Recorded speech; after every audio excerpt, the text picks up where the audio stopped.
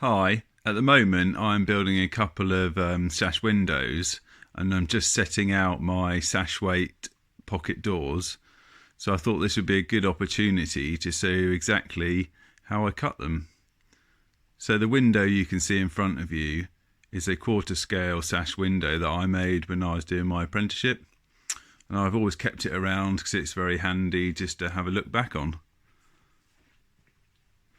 So if we just come in here a minute, we can see the little sash weight door. You can see down the bottom there the little finger pull.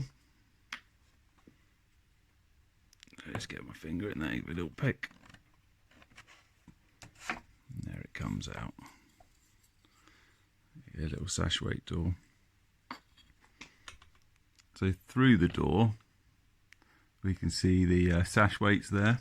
These weights are made from 15mm copper pipe filled with lead. So when we were making these windows, we wanted to make them completely authentic and make them work. So obviously we had to make weights because you can't buy weights that small. Just next to it there are the actual weights I'm going to be using for the windows I'm making at the moment. They're going to be 14mm double glazed, so the weights need to be pretty heavy. Right, let's get on and get these doors marked out. Right, let's get these sash weight doors marked out.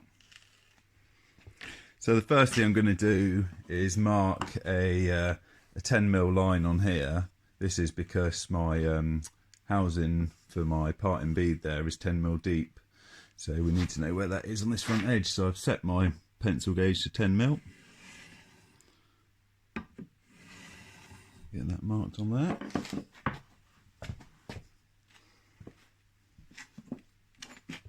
Now we're just going to mark the heights of the door, coming up about 4 inch from the bottom there.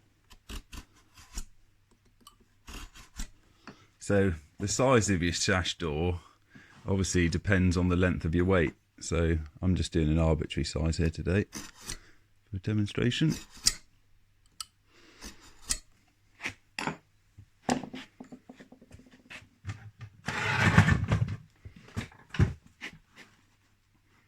Right, so we've got our top and bottoms marked in there.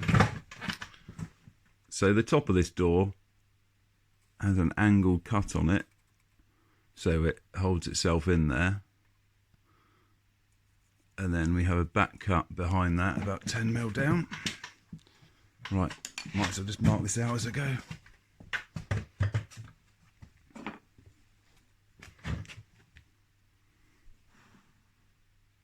So the bottom of the door here. So when we're marking our back cut here, we want to come up about 20mm to allow for, if when you fit the door it's a little bit loose, you could just countersink a screw in there just to hold the bottom of the door in. So the top of the door is self-holding, as the way the cut is there, it holds the door in, which is good.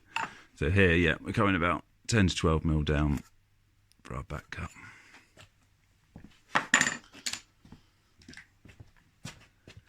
Right, let's get this clamped to the bench so it's not wiggling around everywhere.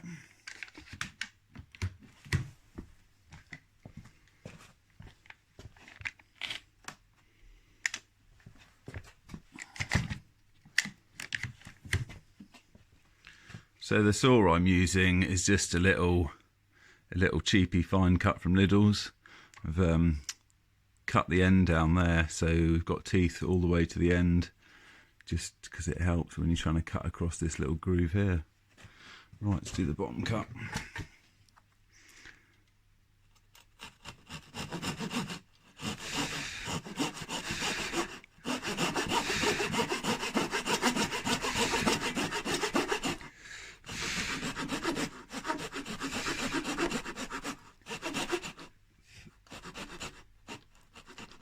So when doing this cut, your aim is to cut down to your line here and not to nick into the other side of the groove there, because obviously you'll see it when your window's put together. So right, here comes the funny little shortcuts. Obviously you've only got 10mm of travel here, so takes a little bit of getting used to, but it's not too bad. So remember to clean your saw blade out, otherwise it's just like a blunt stick.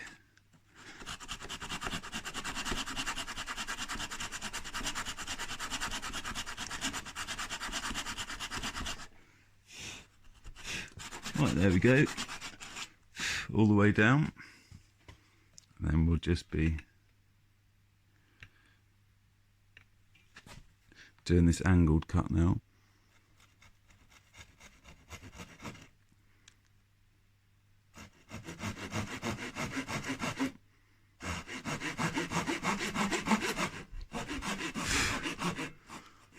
So here again, down to your line, and don't nick the other side.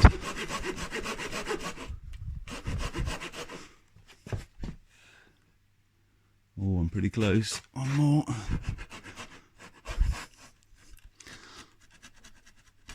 Right, and here come the funny little cuts.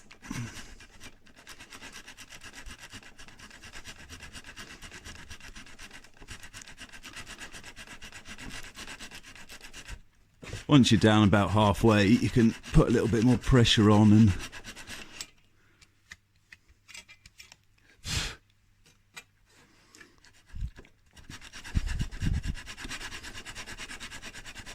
nearly there, I think, down to the line on this side. Oh, still a few mil away there.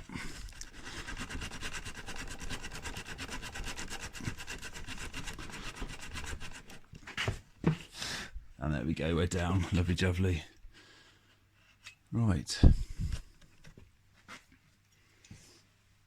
So the next job is going to be to cut along here. So when a lot of people cut along there, they tend to cut straight down the middle of the housing there, just because it's probably easier to get in and cut it. But when you do that, it means if you ever want to change the sash rope just on this inside sash, it means you have to take the part and bead out to get the door out.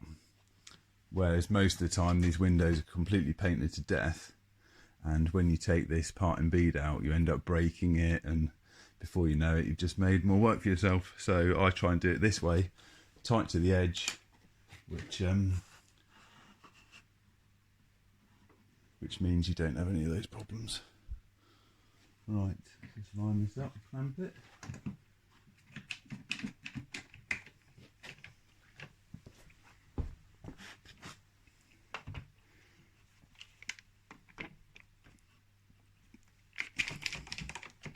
Right, so I'm going to start this cut off with the multi-tool, but it's very noisy, and I'm just going to start it off with a multi-tool and then come in with the saw and finish it off.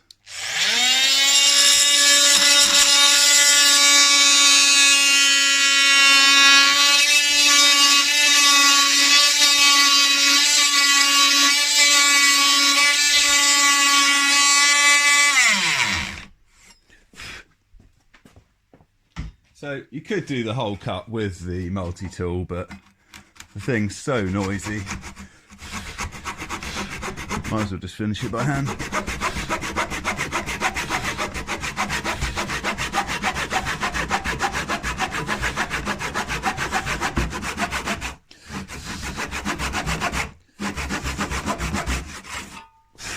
So originally, before we had the use of multi-tools, people probably would have come in, drilled a line of holes in the centre of the house in there, and use that to start their saw off. But nowadays, because we've got the multi-tool, we could just come in there with that and do it.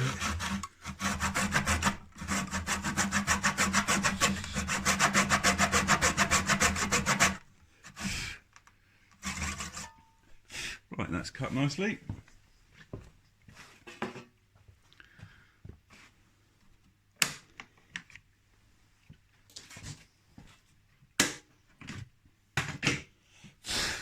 So the next thing is going to be to flip it over so we can see the cut on the back there.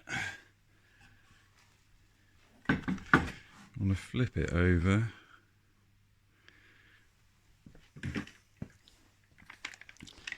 Clamp it down.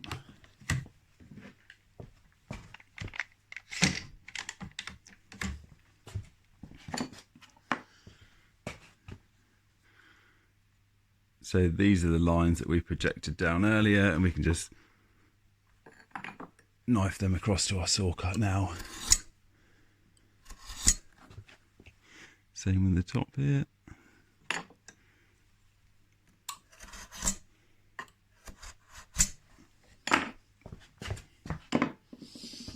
Right, a bit more saw in.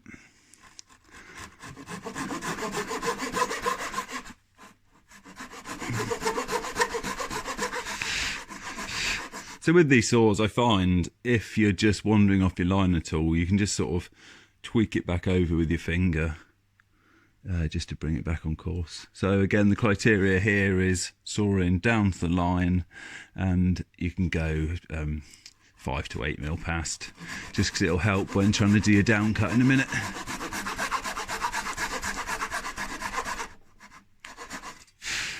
Right. See, as you can see there, I've gone further past than that, but it doesn't matter because it's only just marked. Right, and get in there again, do the funny little shortcuts.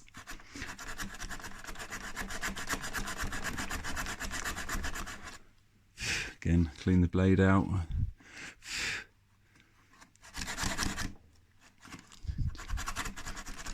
Just want to make sure you get that back corner down.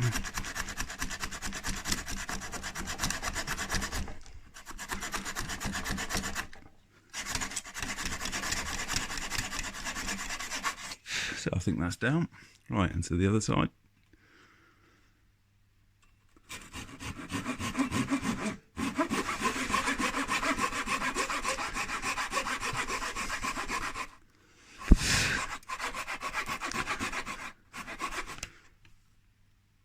So down to the line again, just past.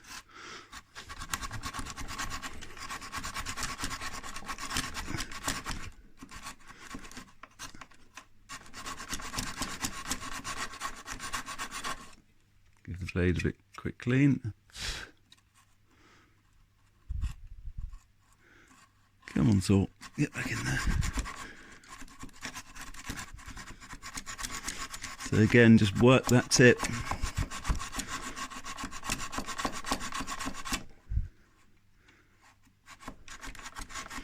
So I'm feeling pretty good about that. Feels like we're about down about 10 mil. Right, there we go. So now here comes the fun bit.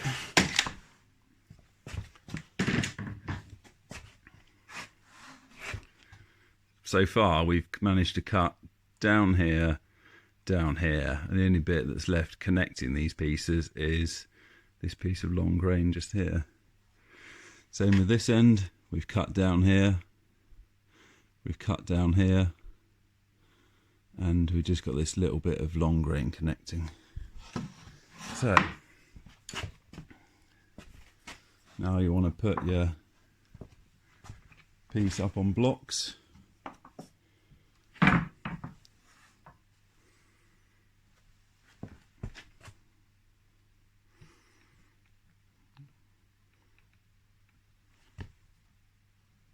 There you go, lovely jubbly. So going to give it a little whack, and it's going to break these long grain sections out, and the door should just come out. So we'll give it a go and see what happens.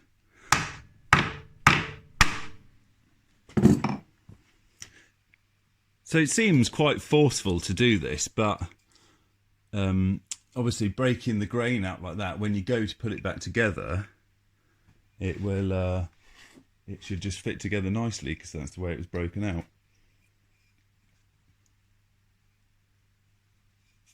So when you come to drop this door back in, the back edges will catch.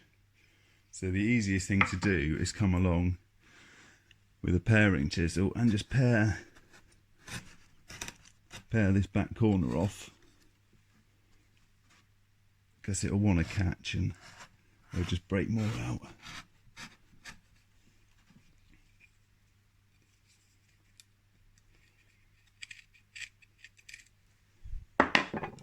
squeeze that little chip bit back in there, isn't it? Right, blocks out the way.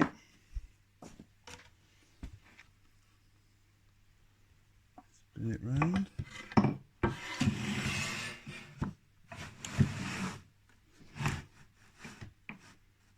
Right, there we go. Some break out here, so we could just take the ends of that off with the chisel. So you might think that looks a bit rough, but really it should just tuck back together nicely now. So let's have a look. That drops in there. Oh, look at that, lovely. Nice and flush. Might just need a little bit of chiselling on the back just to make that sit flatter, but that's fine with me. So this is a traditional joint, and I think with these sorts of joints, they're really cool because you're making the whole thing from one piece. Some people might want to come along, cut this door out completely, then make a door that fits in. But I think doing it this way is quicker, looks neater in the end, and it's doing something different by breaking out these bits here. Normally you never break out any wood, you normally just cut it all. Once you've got your door fitting nicely, you can come in and put the finger pull scoop at the bottom. For this, I'm using a 20mm Fosner bit, where I've got a block of wood and just drilled a 20mm hole at roughly 10 degrees through it. I've tried this out on a few test pieces and it seems to work fine. So yeah, you can just drill that with a Fosner and it puts the little scoop in nicely.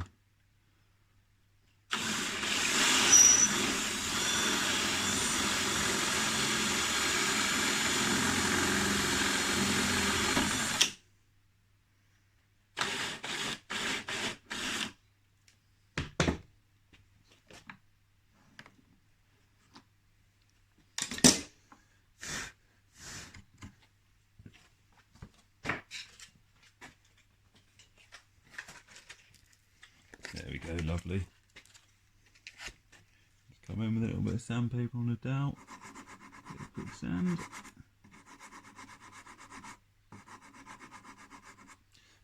And there we go, perfect. Nice and easy access.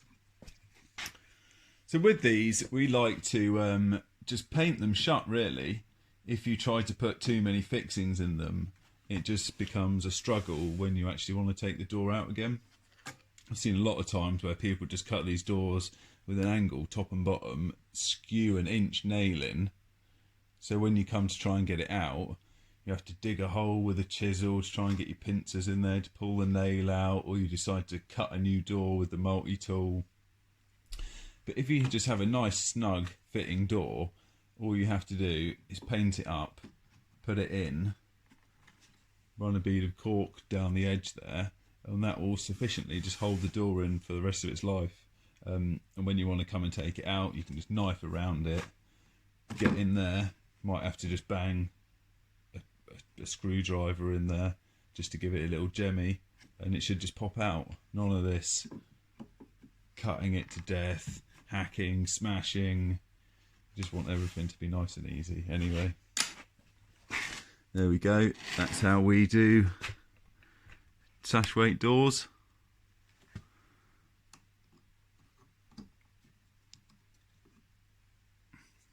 Like I said before, the top holds itself in just because the cut, and the rest of it just goes in nicely. Sweet!